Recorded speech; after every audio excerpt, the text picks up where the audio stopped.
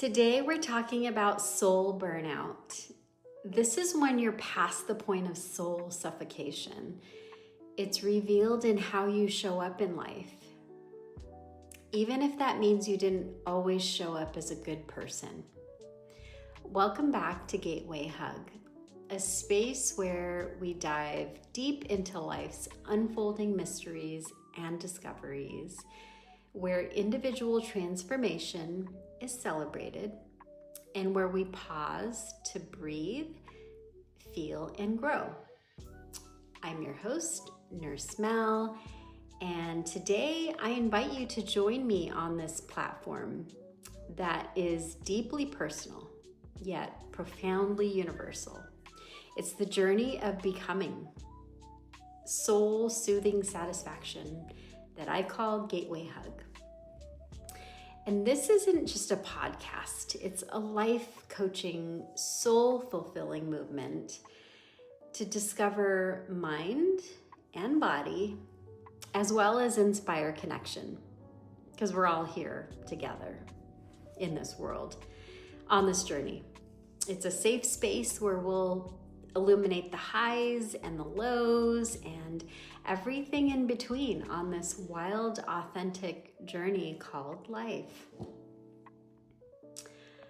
So let's face it, it can be very hard to admit times in your past that you're not proud of. We've all been there, whether we like to realize it or not. My personal journey may resonate with some of you, and so I share the truths that I can humbly say have shaped me.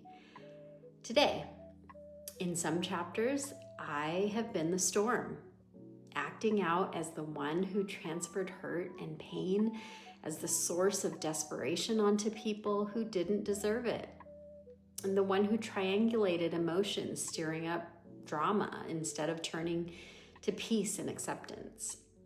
This was a very toxic version decayed with resentment. And on the flip side, in many lives, I have helped people rise. I was the source of motivation for some, the one who instilled purpose and vision while believing in them before they believed in themselves. And this is where I proudly thrived and refueled my light. In some stories, I wasn't a good friend. I disappeared and set unhealthy avoidance boundaries when I should have stayed to work through the challenges. I had moments where I made it about me when it wasn't always about just me. And in some stories, I was a safe space, the compassionate listener, the reliable shoulder, the kindest heart that people always and still always turn to, the behind-the-scenes support for others, because I believe that love doesn't always have to be loud and seen. It really is the intimate, unconditional support that you willingly choose because you care deeply about others. There is truth that most of us don't say out loud. The part of growth is admitting you weren't always the better person. You didn't always do the thing that you were expected to do. And part of growth is admitting you weren't always the victim. The true reason for moving on from an unpopular decision was based on pure survival, and that's okay. Sometimes you were the reason someone needed to heal or face their own growth, or the reason for someone else's life lesson. You may have served as the mirror reflecting a truth they needed to see for themselves. And sometimes you live the hard truths and sacrifices in order to sustain for your loved one or your loved ones. But you are not alone. Of all the stories and chapters and versions in our past, we carry all of this.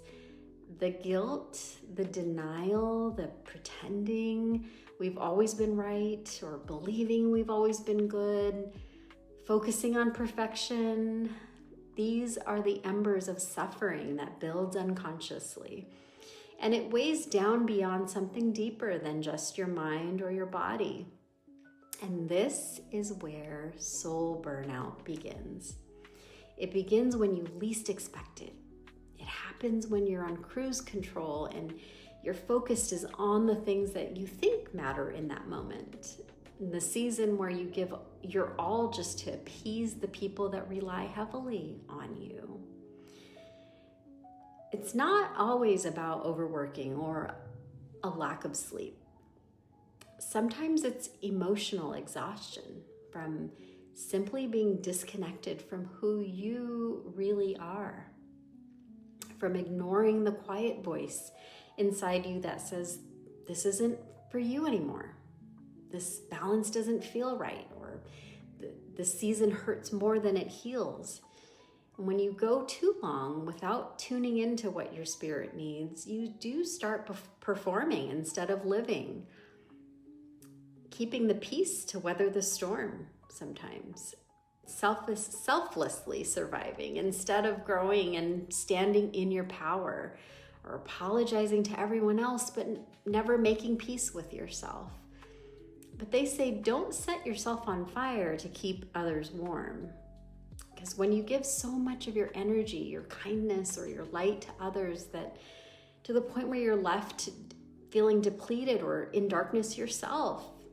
So it's a powerful reminder of the importance of healthy boundaries, self-care, and not overextending yourself at the cost of your own well-being. And so here's the good news. You have the power to reclaim and return to yourself. You can slow down and take the pause, however long it may be. You can change your situation, one decision at a time.